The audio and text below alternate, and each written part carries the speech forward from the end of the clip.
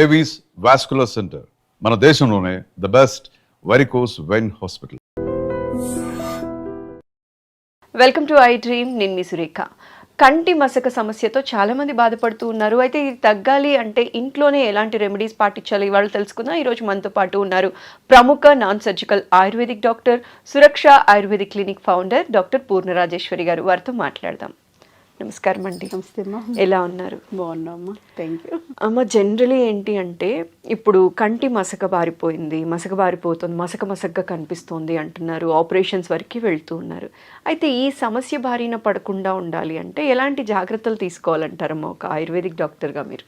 అంటే కంటి గురించి సర్వేంద్రియాణం నయనం ప్రధానం అంటాం కదమ్మా. అంటే మనకి ఇంద్రియాలు పంచ జ్ఞానేంద్రియాలు, పంచ కర్మేంద్రియాలు అని చెప్పేసి 10 రకాల ఇంద్రియాలు ఉంటాయి అన్నమాట. సో ఇంద్రియాలు అంటే వాటి ద్వారా మనకి రిసెప్టర్స్, మనకి బాడీకి కావాల్సిన సెన్సేషన్ రిపర్. ఇది ఐస్ ఉన్నాయనుకోండి, చూపు చూడడం వల్ల మనకి చాలా నాలెడ్జ్ వస్తుంది, చెవులు వినడం వల్ల చాలా నాలెడ్జ్ వస్తుంది. మాస్టర్ చెప్పే పాఠాలన్నీ చెవుల్లో నుంచి కదా ఉంటాం. అలాగే నాలుగు ద్వారా టేస్ట్ తెలుస్తుంది, చర్మం ద్వారా స్పర్శ, ఇలా అన్ని జ్ఞానేంద్రియాలు కర్మేంద్రియాల వల్ల మనకి రిసెప్టర్స్ అన్నమాట బాడీలో మనకి నాలెడ్జ్ని క్రియేట్ చేసేవి అవి. సో వాటిల్లో సర్వేంద్రియాణం నయనం ప్రధానం అంటాం. అంటే ఈ 10 రకాల ఇంద్రియాల్లో కళ్ళు చాలా ముఖ్యమైన. కళ్ళు ఒక్క చూపు చూస్తే మొత్తం నాలెడ్జ్ వచ్చేస్తుంది కదా.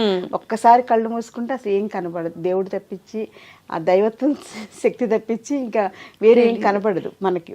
సో అందుచేత ఏంటంటే కళ్ళని చాలా జాగ్రత్తగా కాపాడుకోవాలి. అది ఏంటంటే మనకి దురదృష్టం అనుకోవాలి. మనం చాలా అభివృద్ధి చెందుతున్నాం అంటే అసలు ఎంత నాలెడ్జ్ అంటే సో మచ్ ఆఫ్ నాలెడ్జ్ మనకి తెల్లారేసరికి వచ్చేస్తుంది. ఫోన్స్ ద్వారా కానీ, లేకపోతే టీవీ ద్వారా కానీ, న్యూస్ పేపర్ ద్వారా కానీ సో మచ్ ఆఫ్ నాలెడ్జ్ వచ్చేస్తుంది. అంటే మోర్ దెన్ సఫిషియెంట్ నాలెడ్జ్ అనమాట. సో అందులో కళ్ళతోటి ఎక్కువగా మనం నాలెడ్జ్ని, పేపర్ చదవాలన్నా కళ్ళే చూస్తాం, టీవీ చూడాలన్నా కళ్ళే అవసరం, నెట్లో ఏది ఇన్ఫర్మేషన్ కావాలన్నా కానీ, సెల్ ఎక్కువ వాడాలన్నా కూడా కళ్ళే ముఖ్యం అనమాట. సో అందుచేత మనకు తెలియకుండా కళ్ళని ఎక్కువగా ఉపయోగించడం అనేది ఫస్ట్ ఫ్యాక్టర్. సో మనకి ఏంటంటే ఎందుకు ఇలాగ అవుతుంది కళ్ళు మసకబారటం అనే దాంట్లో కంటిని ఎక్కువగా ఉపయోగించడం, ఏదైనా అతిగా మనం వాడితే అది డ్యామేజ్ అవ్వడం సహజంగా. దేనికైనా దాని లిమిట్స్ దానికి ఉంటాయి. సో మనం టేస్ట్ బాగుంది కానీ ఎక్కువ తినేసేస్తే అది డైజెస్ట్ చేయలేక పొట్ట ఎలా అయితే ఇబ్బంది పడి పైకి కిందకి వెళ్ళిపోయి వాంతులు అయిపోయి మోషన్స్ అయిపోయి నానా గందరగోళాలు అవుతాయి. ఎలాగో కళ్ళు కూడా ఎక్కువ వాడడం వలన ఆ రిస్క్ ఉంటుంది. సో అది ఫస్ట్ ఫ్యాక్ట్ మనం ఒప్పుకోవాలి. తర్వాత సెకండ్ ఫ్యాక్ట్ ఏంటంటే డైట్లో మనకి సరైనటువంటి న్యూట్రిషియస్ ఫుడ్ లేకపోవడం వల్ల కూడా కళ్ళు వీక్ అవుతాయి. కంటి రెటీనాకి కానీ, కంటి సెల్స్కి కానీ, వాటన్నిటికీ కూడా మనకి ఇంబ్యాలెన్స్ అనేది వచ్చేస్తాం సరైనటువంటి ఆహారం లేకపోవడం. అలాగే సరైనటువంటి వ్యాయామం, మనకి వ్యాయామం కూడా కంటికి స్పెషల్ వ్యాయామాలు, ఎక్సర్సైజులు ఉంటాయి. అవి కూడా మనం చేసుకోలేకపోవడం వలన కంటిని ఎలా ఉపయోగించుకోవాలో తెలియకపోవడం వల్ల, ఎక్కువగా వాడడం వల్ల కూడా డ్రైనెస్ వచ్చేస్తుంది అనమాట. సో అది కూడా ఎక్సర్సైజ్ లేకపోవడం. అలాగే 5th పాయింట్ ఏంటి నిద్ర కూడా సరిగ్గా ఒక ప్రణాళికాబద్ధంగా సరిపడా నిద్ర, కంటి నిండా నిద్ర అంటాం కదా మనం. పెద్దవాళ్ళు వాడే ఒక్క పదం చూడండి, కంటి నిండా నిద్ర అంటే ఏంటంటే కంటికి సరిపడా నిద్రపోవడం వల్ల కళ్ళు రిలాక్స్ అవుతాయి, బ్రెయిన్ కూడా రిలాక్స్ అవుతాయి, మనం కూడా హ్యాపీగా హెల్దీగా ఉంటామని చెప్పేసి కంటి నిండా సుఖ నిద్ర అంటారు పెద్దవాళ్ళు. సో అందుచేత అది కూడా మనకి లేకపోవడానికి ముఖ్యమైనటువంటి కారణం ఏంటంటే సెల్ ఫోన్స్ అనమాట. సో సెల్ ఫోన్స్ మనకి మెయిన్ కారణం. మొబైల్కి ఒక దెయ్యం లాంటిది, ఒక ఈవిల్ లాంటిది ఏంటి అంటే సెల్ ఫోన్ అనమాట. అంటే ఎంత ఎడిక్షన్ అంటే ఒక్క వీడియో ఆన్ చేస్తే దాని మీద ఒక 100 వీడియోలు వచ్చేస్తాయి. వాళ్ళు ఏం చెప్తున్నారు, వీళ్ళు ఏం చెప్తున్నారు, ఈవెన్ స్పిరిచువల్ 5 minutes చూసి పెట్టేద్దాం అనుకుంటూనే అది 50 minutes అవుతుందో తెలియదు, ఎంతసేపు అవుతుందో తెలియదు. అదే దాని మీద ఈ ప్రవచనాలు చెప్పేవాళ్ళు ఏం చెప్పారని చూస్తే ఇంకోటి వచ్చేసి అలా ఇదేంటి అలా వింటూ ఇంకా నిద్ర ఉండదు, ఇంకేం ఉండదు అనమాట. సో అది మెయిన్ కారణం. అందుచేత అవి వదలడం అనేది, నిదాన పరివర్జన అనేది చాలా ఇంపార్టెంట్. ఆయుర్వేదంలో ఏంటంటే ఏదైనా ఒక ప్రాబ్లం వస్తుందంటే దానికి కారణం ఏంటనేది మనకే అర్థమవుతుంది మనం దృష్టి పెడితే. యాజ్ ఏ పేషెంట్కి అర్థమవుతుంది ఎక్కడ ప్రాబ్లం ఉంది. ఇప్పుడు సపోజ్ సైనజైటిస్ కానీ, ఆస్మా కానీ ఇలాంటి ప్రాబ్లమ్స్ ఉన్న వాళ్ళకి కారణం ఏంటని ఆలోచిస్తే చలిగాలికి ఎక్స్పోజ్ అవ్వడం, వర్షానికి ఎక్స్పోజ్ అవ్వడం, లేదా చల్లటివి ఫ్రిడ్జ్లో ఎక్కువ వాడడం, కూల్ డ్రింక్స్ ఎక్కువ వాడడం, ఇవి ముఖ్యమైనటువంటి కారణాలు కదా. సో ఆ కారణాలు అవాయిడ్ చేసిస్తే వాళ్ళ సగం జబ్బు తగ్గిపోతుంది అనమాట. అలాగే కంటి చూపు మసకబారడానికి ముఖ్యమైనటువంటి కారణం ఏంటని ఆలోచిస్తే ఈ సెల్ ఫోన్స్ ఎక్కువ వాడడం, లేదా ఆడవాళ్ళు అయితే టీవీ ఎక్కువగా చూస్తూ ఉంటారు. ఇంకా అలా సీరియల్స్కి అడిక్ట్ అయిపోయి చూసేస్తూ ఉంటారు కదా. ఇవాళ ఏమైందో, రేపేమంటాడో, రేపేమవుతుందో అని చెప్పి ఏవో ఉంటాయి కదా, ఎవరి ఇది వాళ్ళది. సో అందుచేత అవి వాడడం ఒక కనీసం 50%కి ఫస్ట్ డే స్టార్ట్ చేసేస్తే తర్వాత 60%, 70% అలా పెంచుకుంటూ వెళ్ళి 10% దగ్గర జస్ట్ మనకి ఏదో ఒకటి ఎంటర్టైన్మెంట్ ఉండాలి కాబట్టి అంతవరకే బాండ్ అయిపోయి ఉండాలన్నమాట. అది ఫస్ట్ పాయింట్. ఇంకా తర్వాత ఆయుర్వేదం ఏంటంటే రెజ్యూనేట్ చేసేటువంటి గుణం ఆయుర్వేదం ఒక్కదానికే ఉంది వైద్యానికి. మీరు బయట ఇచ్చేసిన రిపేర్ చేస్తారు. డాక్టర్స్ బయట ఏంటంటే జ్వరం వస్తే దానికి పారాసెటమాల్ టాబ్లెట్స్ ఇవ్వడం ఇలాంటివి ఏవో చేస్తారు, లేకపోతే యాంటీబయాటిక్స్ వాడతారు, లేకపోతే స్టెరాయిడ్స్ వాడతారు. ఇంకా అవసరం అంటే సర్జరీ చేసి రిపేర్ చేసేస్తారు.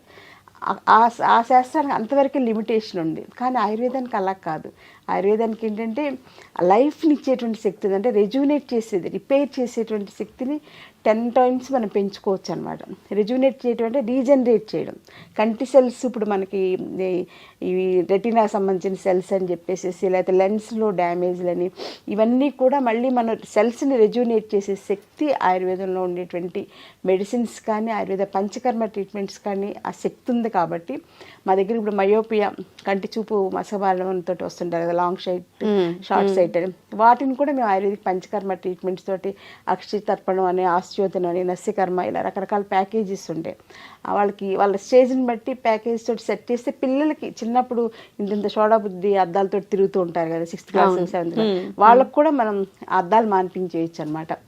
కండిషన్స్ అప్లై ఏంటంటే వాళ్ళు సెల్ ఫోన్స్ వాడకూడదు. పుస్తకాలు చదువుకోవచ్చు, స్కూల్లో బుక్స్ చదువుకోవచ్చు, కానీ సెల్ ఫోన్స్ వాడడం, టీవీ 100%. అప్పట్లో పాత రోజులన్నీ టీవీ చూడొద్దని చెప్పాడు. ఇప్పుడు ఏంటంటే కంపల్సరీగా సెల్ ఫోన్ వాళ్ళకి లేకుండా చేసి మనం ayurvedic line of treatments plan చేస్తే మయోపియా లాంటి ప్రాబ్లమ్స్ తగ్గించవచ్చు. అలాగే పెద్దవాళ్ళకి వచ్చేటువంటి మ్యాక్సిలరీ డీజనరేషన్ అని చెప్పేసి, ఇంకా డయాబెటిక్ రెటినోపతి అని చెప్పేసి, తర్వాత ఐస్ కూడా స్పెషల్గా ఆటో ఇమ్యూన్ డిజార్డర్స్ వస్తున్నాయి, రెటినైటిస్ పిగ్మెంటోజా అని చెప్పేసి, ఇలాంటివి కూడా మనం ఆయుర్వేదిక్ లైన్స్లో రెజ్యూనేట్ చేసేలాగా, మళ్ళీ రీజనరేట్ చేసేలాగా సెల్స్ని, బాడీని కూడా, అంటే కంటి సెల్స్తో పాటుగా బాడీని కూడా రీజనరేట్ చేయాలి మనం.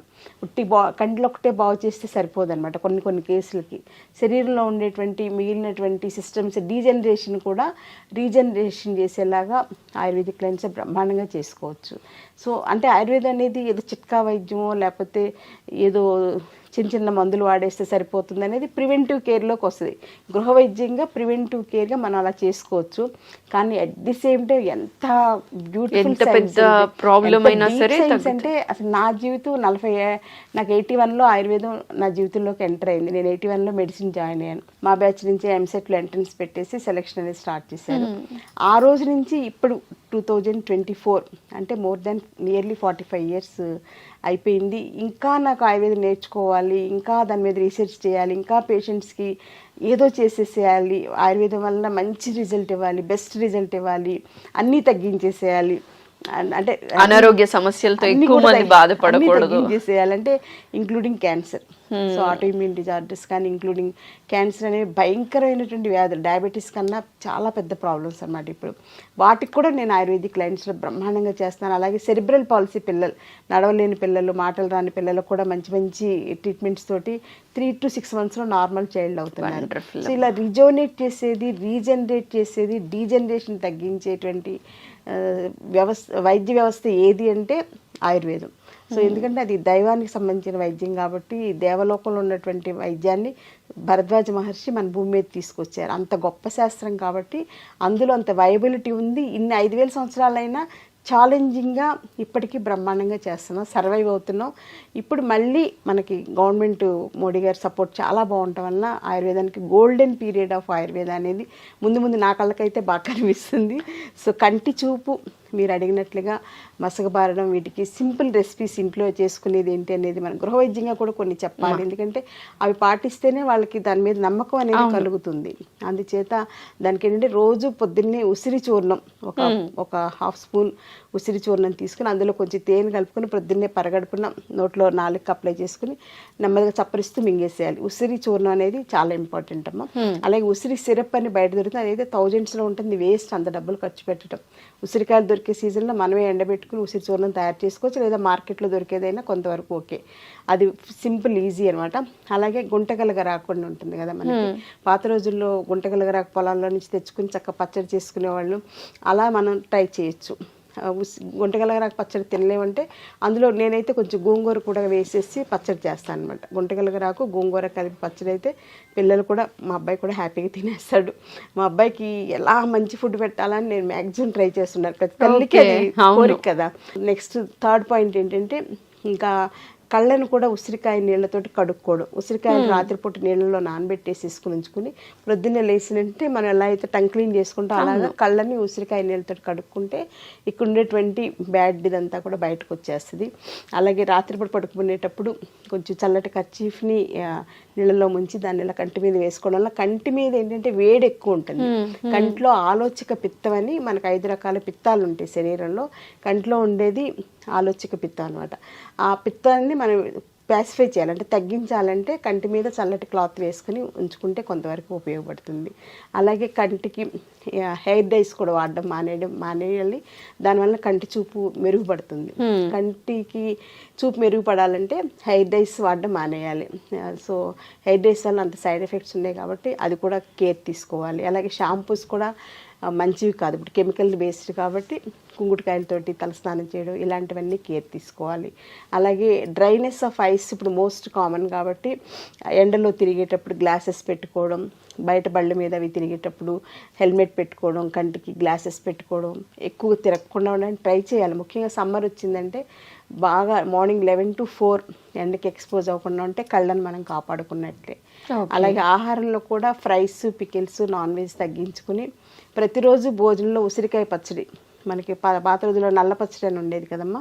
ఉసిరికాయ పచ్చడి పట్టేశాక దంచేసి చేసుకున్నాక అది నల్లబడిపోద్ది, రోజుకి ఎర్రగా ఉండదు. సో దాని పేరే నల్ల పచ్చడి అనమాట. అది రోజు ప్రొద్దున్నే తీసుకోవడం వల్ల, మొదటి ముద్దలో అది వేసుకుని తీసుకోవడం వల్ల కంటి చూపు చాలా బాగా మెరుగుపడుతుంది.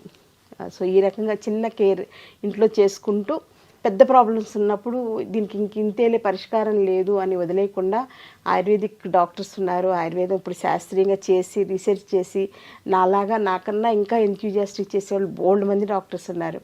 అలాంటి వాళ్ళ సంరక్షణలో కంటి చూపుని మళ్ళీ మనం కాపాడుకోవచ్చు.